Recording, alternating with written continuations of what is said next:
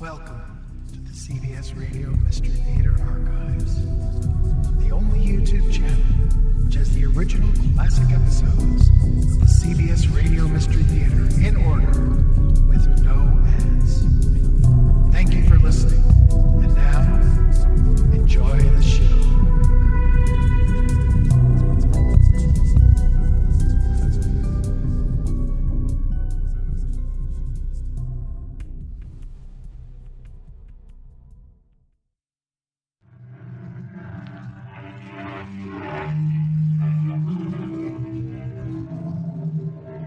Come in.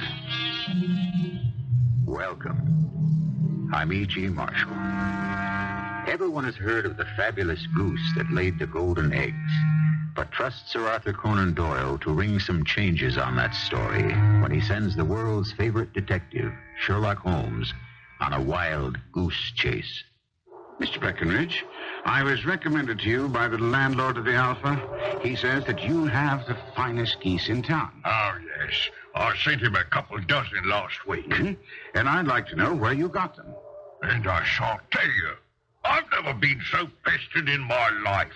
Where are the geese? Who did you sell them to? What did you take for the geese? I'm through answering questions about the geese. So get out and take your friend with you.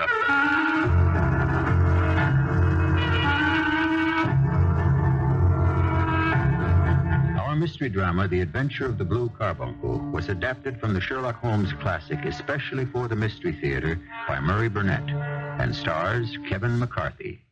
It is sponsored in part by ARM, Allergy Relief Medicine, and Buick Motor Division. I'll be back shortly with Act One. So many of the Sherlock Holmes stories begin in that famous flat at 221B Baker Street that we overlook one obvious fact. The address is so well known, we assume everyone knows exactly where Baker Street is. And somehow I think that's a mistake. For those of you who've never been in London, let me place Holmes' headquarters more exactly. Baker Street runs from Regent's Park to Hyde Park. At the southern end, near Marble Arch, is the site of the United States Embassy. And so halfway between Regent's Park and Hyde Park, we join Sherlock Holmes and Dr. Watson at 221 Baker Street. And it wouldn't be amiss to wish them both a Merry Christmas. The second morning after Christmas, 1893, I'd called upon my friend Sherlock Holmes with the notion of wishing him the compliments of the season.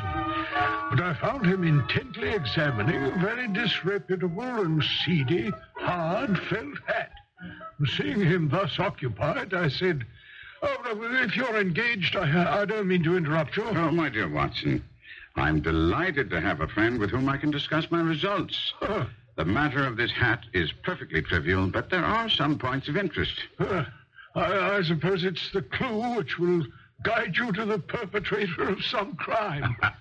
No crime. This trophy belongs to Peterson, the commissioner at the club. You know him? Oh, yes, of course. Is it his hat? No. Peterson found it. The owner is unknown. Oh. How did you get it? Well, I received it on Christmas morning in company with a good fat goose, which I have no doubt is roasting at this moment over Peterson's fire.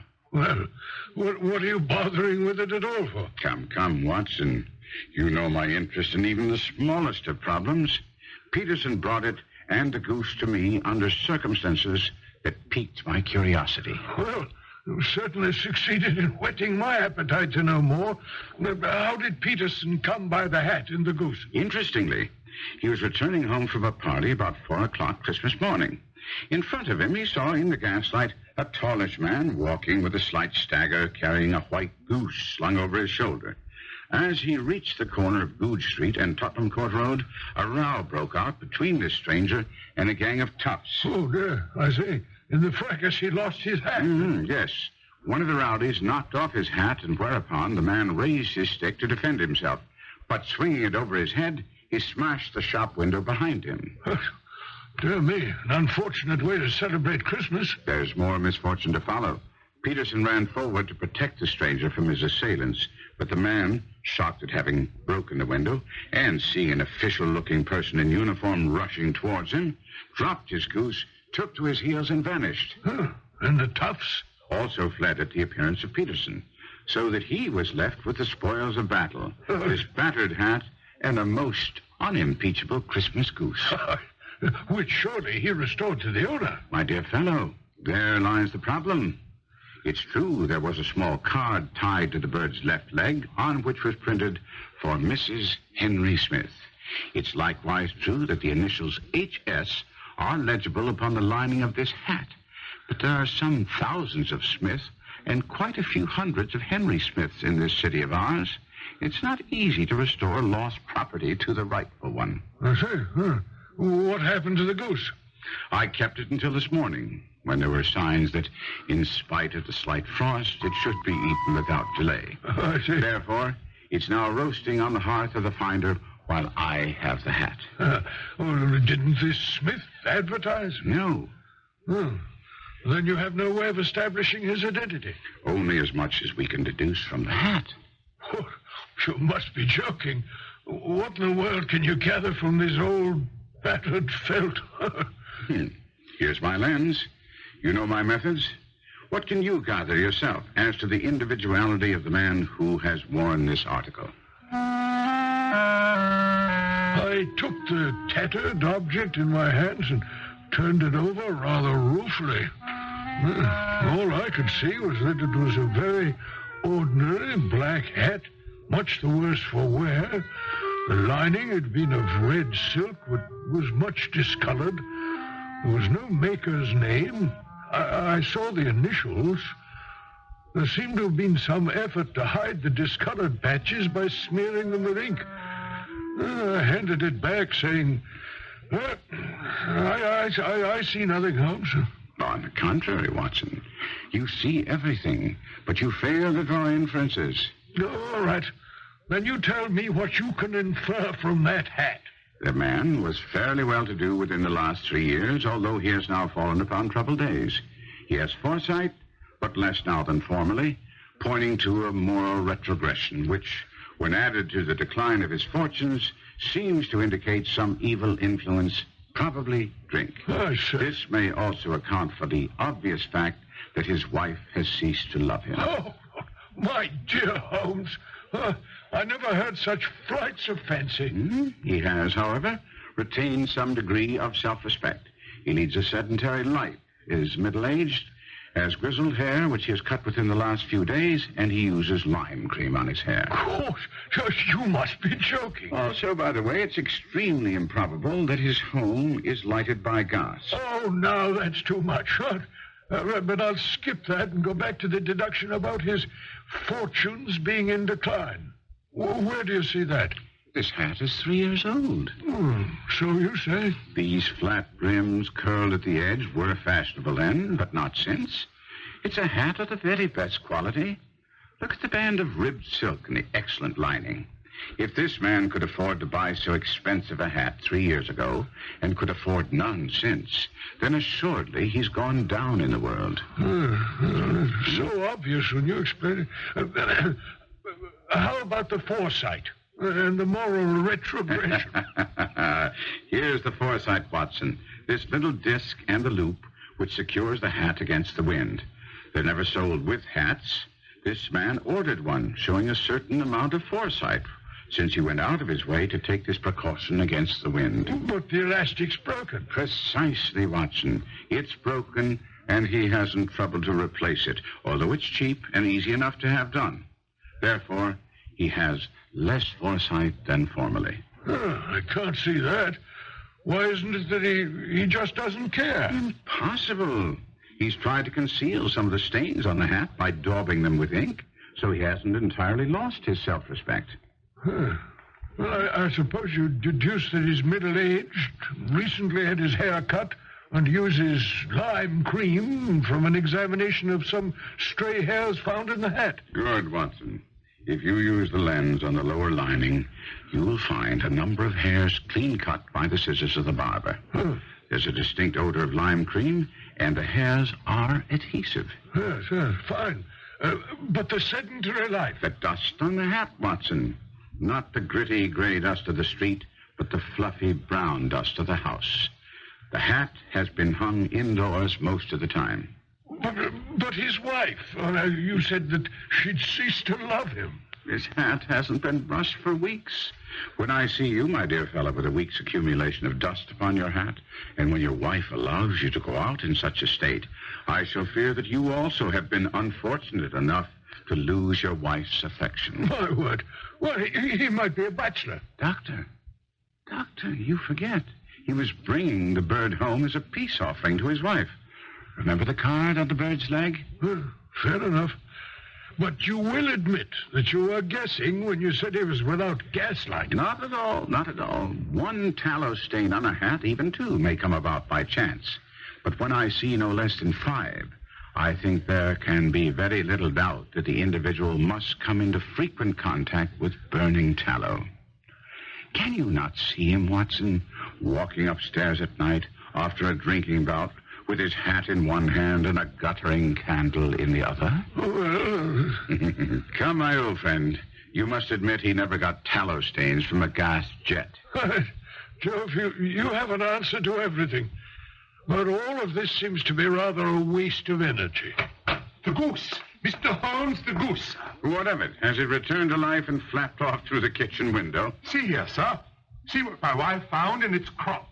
By Jove, Peterson, that's treasure trove indeed. I suppose you know what you've got. Diamonds. Precious stone. It's more than a precious stone. It's the precious stone. By Jove, the Countess of Morcar's blue carbuncle. Bullseye, Doctor. I see you've been reading the advertisements in the Times also. There's a reward of £1,000, and that's not within a 20th of its market price. £1,000? I'd have to go right off to the police with it. No. You leave the stone with me, and I'll see that you'll get the reward. And what will I tell my wife? What did you tell her before you came here? Well, that I was off to see you and then to the police. Tell her the truth, that you wanted to go to the police, but I was the one who wouldn't have it. The moment Peterson left, Holmes took the magnificent blue carbuncle and packed it very carefully and left Baker Street saying that he would return shortly, and if I cared to continue pursuing the answer to this puzzle, I should wait for him. Well, needless to say, I waited. Who is it? Inspector Lestrade. Lestrade. Come in. It's been a long time since we've met. Where's Holmes? Well, I've no idea. He told me to wait for him. I expect him any moment. You have some little problem you think my friend can help you with? This time the shoe's on the other foot, Doctor. It's Mr. Holmes who has the problem. Well, I don't understand. Well, I'm afraid your friend Holmes has made a serious mistake. Ah, there, Lestrade. I was expecting you. There's no doubt you were. I'm here to inform you that I have a warrant for your arrest, Mr. Sherlock Holmes. The unthinkable has happened. Sherlock Holmes under arrest. Now, we all know that Lestrade isn't the most brilliant officer at Scotland Yard, but he's honest and slow-moving. He also has a warrant, so it isn't Lestrade alone who believes Holmes is guilty of a crime. I'll continue with Act 2 shortly. Even the best of us cherish small victories. Although Sir Arthur Conan Doyle doesn't mention it, I suspect that Lestrade, so often proved wrong by the astute Sherlock Holmes, must have felt a measure of satisfaction when he placed the brilliant detective under arrest. Let's continue now and hear Holmes' reaction. Come, Lestrade. Come. What is the charge? Being in possession of stolen property. You refer, of course, to the Countess of Morcar's blue carbuncle. So you admit it? Nonsense. But how would you know what I was talking about unless... Because I know righteous women, Inspector. Meaning Mrs. Peterson? Now you'll admit that's where you got your information from, won't you? Nothing to be ashamed of. She's an honest, law-abiding citizen who reacted predictably, and as I foresaw, when her husband told her I kept the stone and asked her not to inform the police. Now, here, read this note, which, as you will see, is upon the Countess of Morcar's own stationery and written in her hand. Yes, I see, from Mr. Sherlock Holmes, Esquire, the blue carbuncle, which was stolen from my suite at the Hotel Cosmopolitan upon the 22nd of December. I have given Mr. Holmes my bank check for £1,000 made out to Mr. Peter Peterson, who was responsible for the finding of the gem. Signed, Helena McCarthy, Countess of Morcar. So, Inspector, I am not in possession of any stolen property, but I've returned it to its rightful owner and will shortly deliver the reward to Peterson. Now, I want your word to keep this matter of the recovery of the carbuncle secret. But why? Because it's necessary that the man who stole it still believes that it's missing. Now, we have the thief. I doubt that you have the right man. Aha, so that's the way the wind blows. Once again, you're going to fly in the face of the evidence. The evidence being? Now, it's clear enough. This fellow, John Horner, is a plumber. He was working in the dressing room of the Countess, soldering the second bar of the grate, which was loose. Horner was shown to the room by the upper floor attendant of the Cosmopolitan named James Ryder. Didn't he stay with him? Well, for some time he did. But then he was called away. When he returned, Horner had disappeared. A bureau had been forced open, and a small Morocco casket lay empty upon the dressing table. Ryder instantly gave the alarm. And Horner was then arrested in his lodgings, found to have been convicted on a previous robbery charge, and is now awaiting trial. That's it. What makes you think we don't have the right man? Several things. First, can you tell me how the stone went from Horner into the crop of the goose which Mrs. Peterson was cooking? Not at the moment. No doubt we'll find that out when he confesses. But so far, he strongly protests his innocence. Yes, they all do. Another question which occurs to me is, how did Horner know exactly where the Countess kept the gem? Well, it seems to me that these are questions that his defense counsel might raise at his trial. But since I'm a police officer, I don't think I have to answer them. Well, suppose that I'm in position of finding a link in the chain. Would you then agree to keep the recovery of the stone quiet? It all depends on whether you're off on some flight of fancy. I know for a fact, as you do, that the stone was in the crop of a goose in the possession of Mrs. Peterson. I also know that before it came into her possession, it was carried by a Mr. Henry Smith.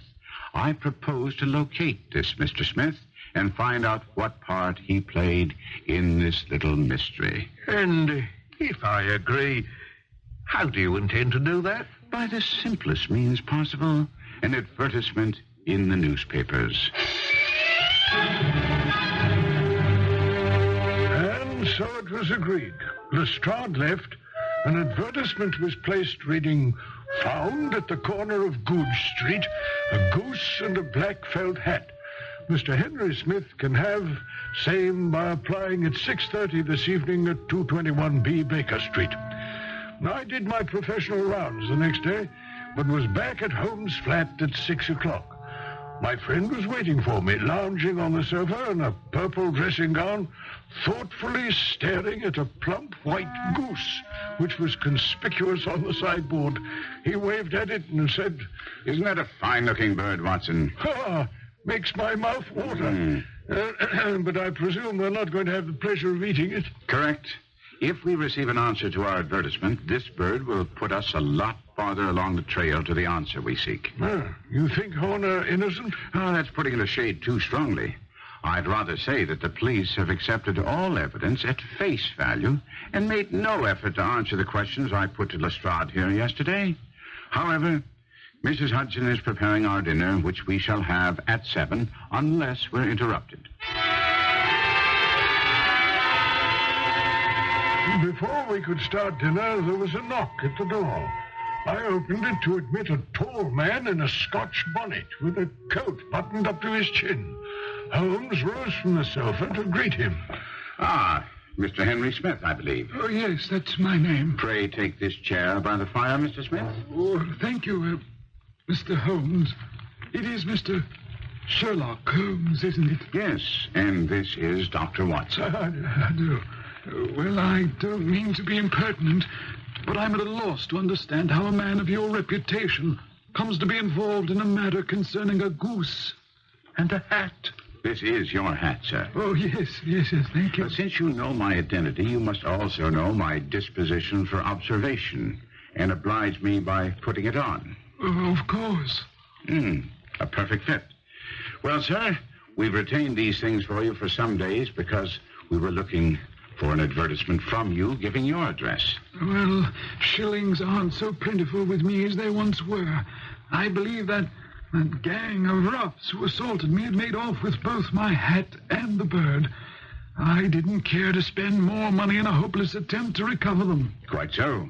Oh, by the way, about the bird, we were compelled to eat it. Oh, to eat it? Yes, I'm sure that you understand it would have been of no use to anyone had we kept it here for this length of time. Oh, yes, I can see that. However, would this other goose upon the sideboard, which is about the same weight and perfectly fresh, be a suitable replacement for the one you lost? Oh, that's very handsome of you, Mr. Holmes, and I'll be very happy with this bird. One more thing. We still have the feathers, legs, and crop of your own bird if you wish to... Well, outside of serving as reminders of my adventure, I see no earthly use for them. So with your kind permission, I'll just take this excellent bird and be running along. Oh, one moment, by the way. You see, I'm somewhat of a fowl fancier, and I've seldom seen a better-grown goose than the one that you lost. Would you mind telling me where you bought it? Oh, not at all. A few of us frequent the Alpha Inn near the museum. Well, this year our good host started a goose club, the purpose of which was to see that all of us, by paying a few pence a week, would each receive a fine goose at Christmas. Well, the rest you know. And once again, gentlemen, my thanks. The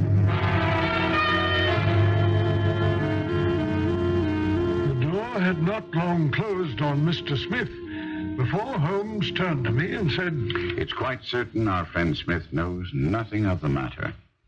Are you hungry, Watson? Well, not particularly. Then I suggest that we turn our dinner into a late supper and follow up this clue while it's hot. Or perhaps we could even get a bite at the Alpha whilst we chat with the landlord. One glass of beer with the genial landlord of the Alpha elicited the information that he'd purchased Smith's goose, along with the others, for the club from a Covent Garden dealer named Breckenridge.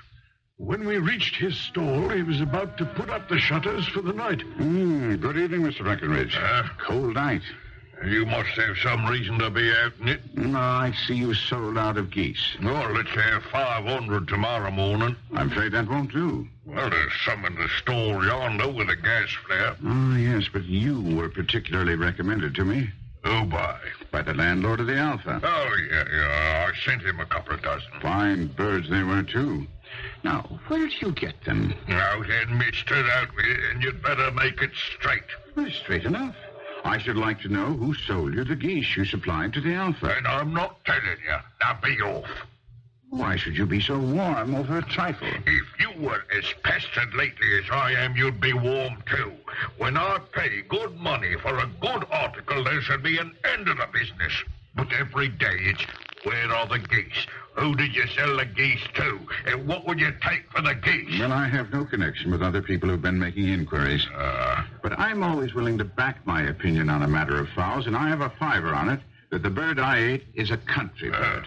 Then you lost your fiver for its town bred. It's nothing of the kind. Now, you think you know more about fowls than I, who've handled them ever since I've been a nipper?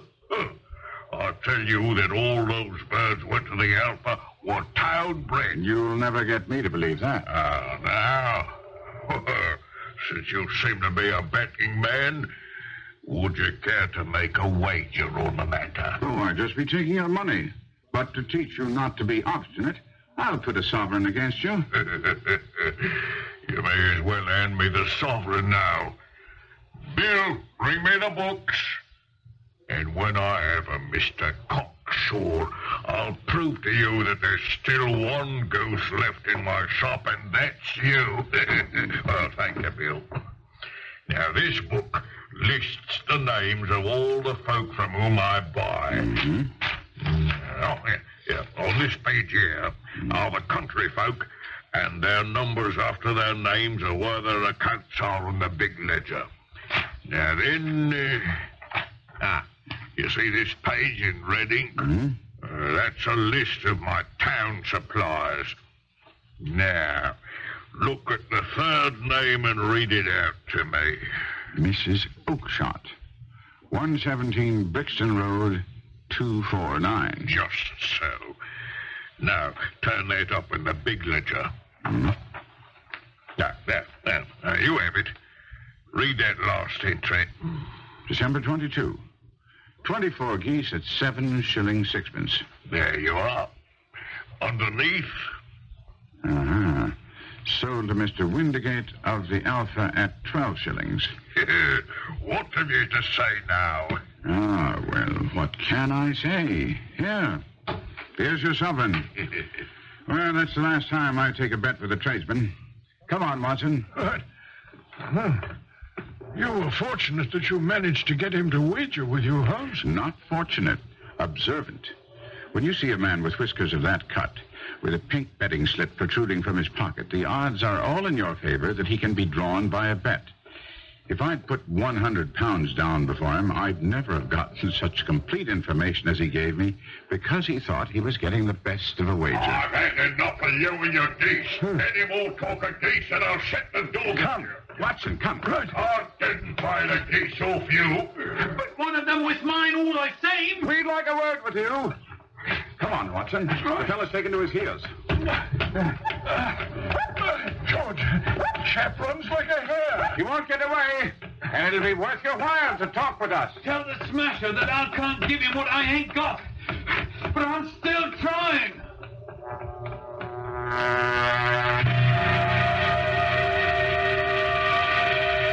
A famous nursery rhyme about the theft of a goose goes in part like this. John, John, the gray goose is gone, and the fox is off to his den. Although not strictly applicable in this Sherlock Holmes tale because we're not sure who the fox is, nevertheless, we'll track him to his den when we continue with Act 3. Everyone's familiar with the phrase, your goose is cooked. In The Adventure of the Blue Carbuncle, the cooking of the goose marked the beginning rather than the finish of a story. We pick up Sherlock Holmes and the faithful Watson hot on the trail of a man who's also interested in the whereabouts of the cooked goose, which was the receptacle for the world-famous Blue Carbuncle. It's useless. It's useless, Watson. We've lost him.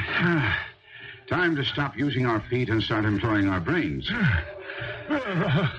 I'm happy to hear that, Holmes, because to tell the truth, I'm not in the best of shape for running through the streets of London. What do we do? Follow up 2 clues that have been given to us. The Smasher is an infamous name in the London underworld. Oh. I have ways of reaching him, and Mrs. Oakshott? No, not quite yet. We've discovered where the goose was grown. Now, I think we should set about checking where it fed.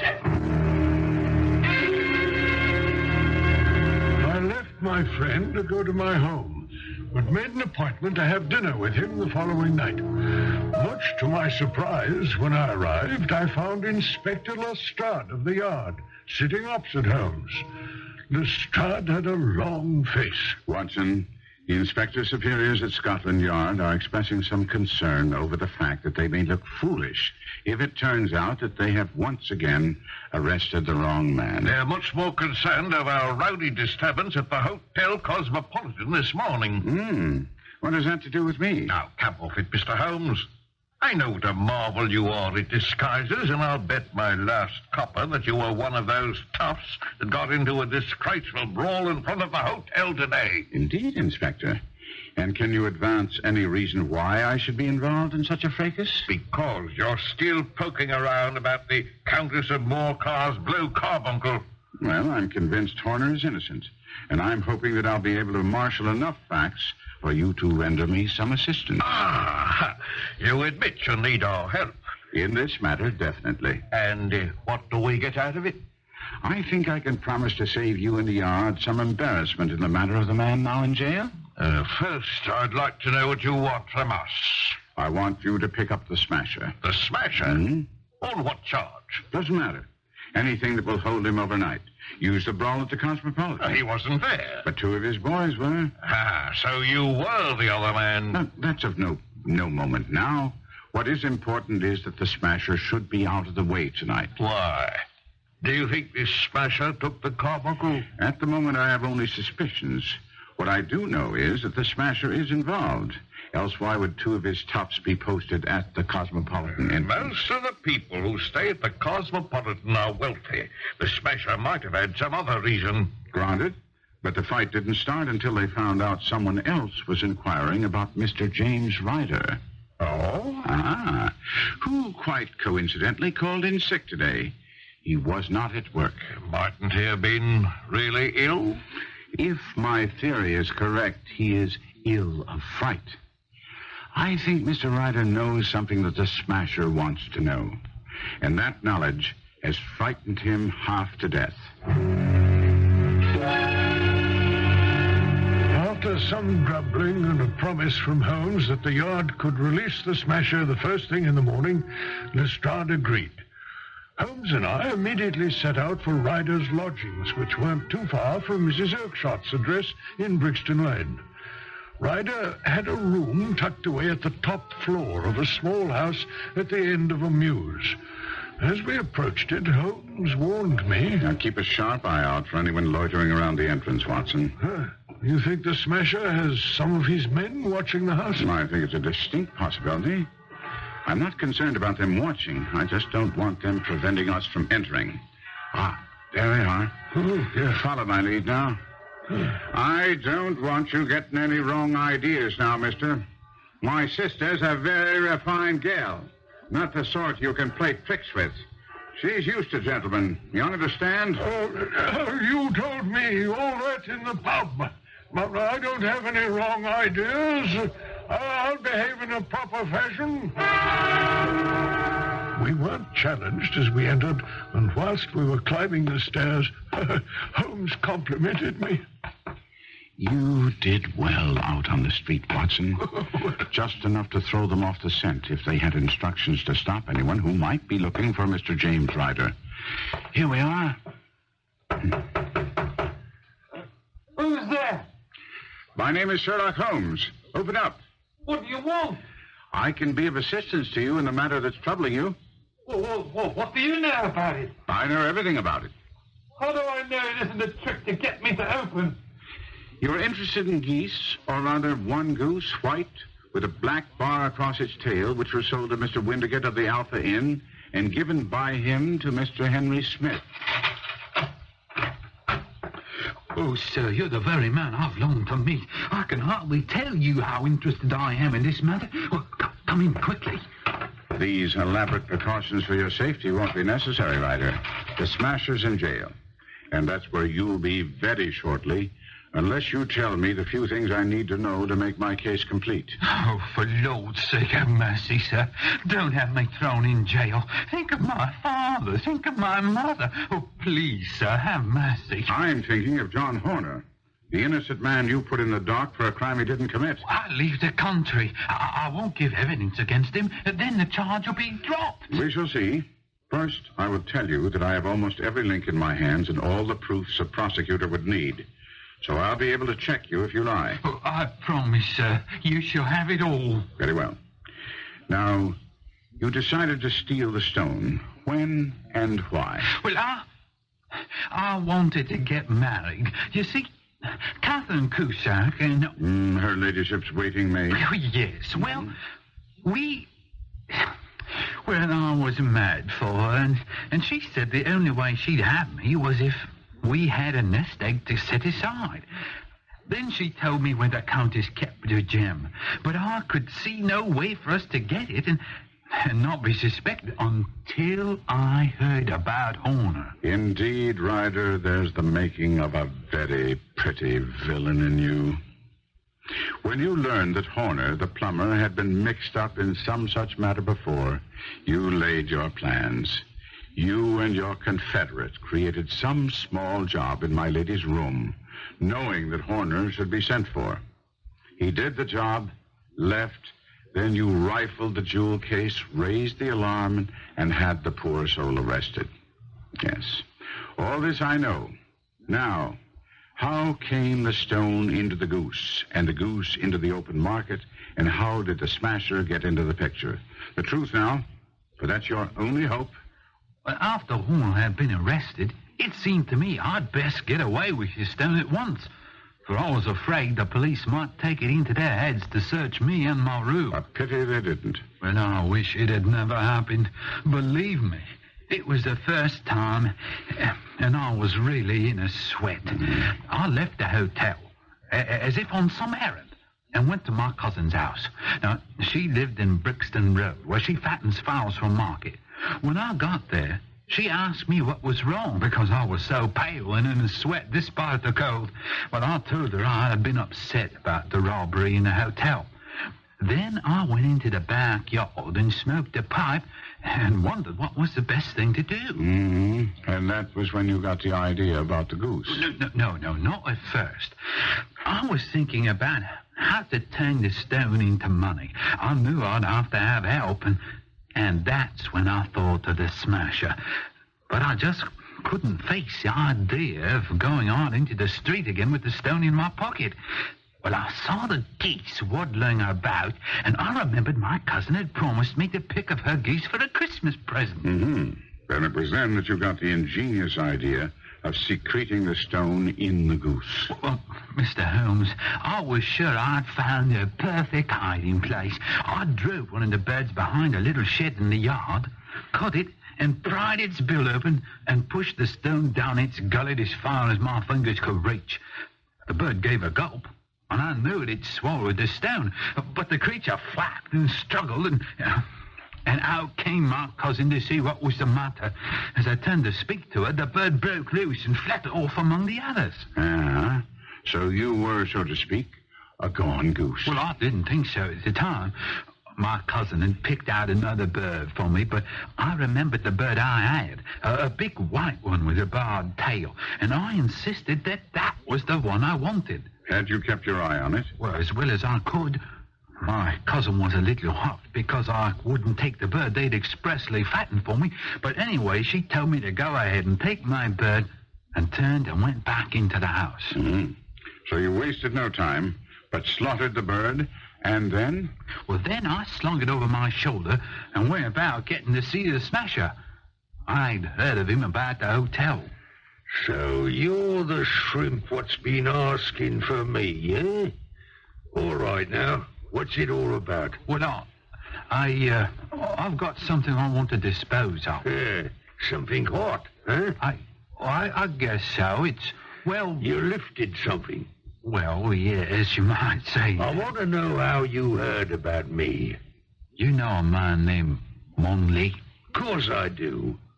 He's doing 5 to 10 in Pentonville. How do you know Monley? Well, he used to work where I do. The Hotel Cosmopolitan. Don't tell me you're the bloke what pinched that there blue carbuncle of the Countess. I am. Well, now, maybe there's more to you than meets the eye. You got it with you? Yes. Let's have a look. Hold on a minute. You have to understand, this is... Well, I'm not really experienced at this sort of deal. How does it work? Like clot of cream. Smooth as a whistle. 70% for me and 30 for you. Well, that seems like an awful lot for you. Look, mate, I'm the one who's taken all the risks. Now, let me see the stone. What is it? Right here. In the goose. In the... Like I said before, maybe there's more to you than appears on the surface. Here, take me knife. Oh, thank you. Now, It should be right here. In the crop. What kind of a game are you trying to play, Shrimp? Well, it's got to be here. I felt it go down. I know it's here. Stop messing about with that bird and tell me what you really did with the stone. Oh, well, it's been a mistake. Well, I must have taken the wrong bird. I'll say there's been a mistake. Let me go. I know the likes of you. You didn't like the split, so you're thinking of talking to Tyndall. No. I never had a Tyndall, I swear. I just got the wrong bird. Yeah. Let me go. I'll go back to my cousin to get the right one. Oh, all right, mate. Maybe you're giving it to me straight. You run back to wherever you got this bird and get the right one. But from now on, the boys will be watching you every blessed minute. I'll be back inside an hour. You see? I promise. And when you got back to your cousins, the goose was gone. You got it, sir. And I've been out of my mind trying to trace the bird and stay away from the smasher. Now, that's the whole story. Say, what's going to happen to me? Well, if you do as I say, much less than you deserve. Oh, sir, I'll do anything. First, you will tell Catherine Cusack to hand in her notice to the Countess. Oh, I will, I swear. And then you will leave the country. Oh, I will, but the smasher... Will lose all interest in you when he discovers that you don't have the gem. Oh, God bless you, sir. I swear that I'm... No more words before I change my mind. Come, Watson. We have to keep our word with Lestrade. After informing Lestrade that he could release the smasher and that the case against Horner would be quietly dropped when no witness would testify, Holmes and I were walking slowly back toward Baker Street. He must have read my thoughts because he said... And don't be disturbed because you think I've compounded a felony by not handing Ryder over to the police. Holmes, by Jove, how did you know what I was thinking? My dear friend, your face is an open book. Oh, well... But look at it this way. We have saved an innocent man and perhaps also a soul. This Ryder is too frightened to go wrong again. And after all, it is Christmas, the season of forgiveness. When you put it that way, I confess it makes me feel better. And since we pass White's on our way back, why don't we drop in for dinner? I have a ridiculous craving for roast goose.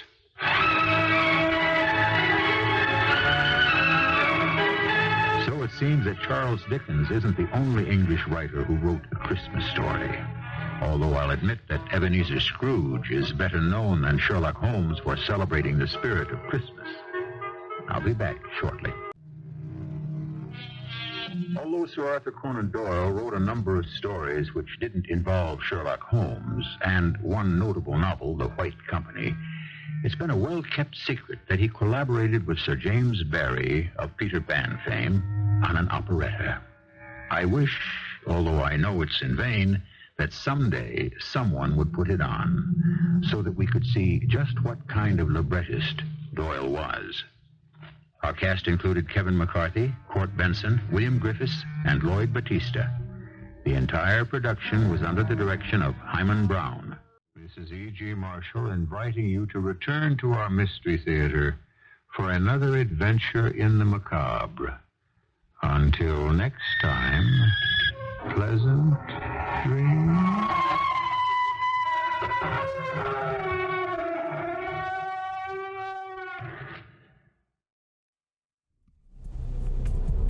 Enjoyed this episode of CBS Radio Mystery Theater. If you've enjoyed this and want to hear more, please subscribe to this channel. You can also visit my other YouTube channel by searching Mr.